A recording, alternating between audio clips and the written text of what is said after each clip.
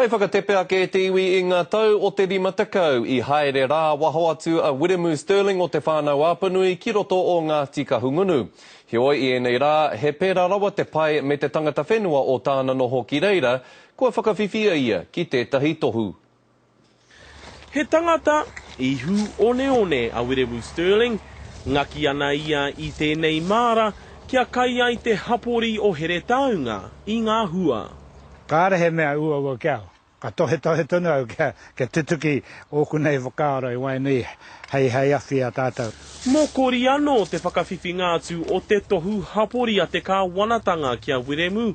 Mō ana mahi I te rohe I ngā tau e whā te kau, kua hori nei.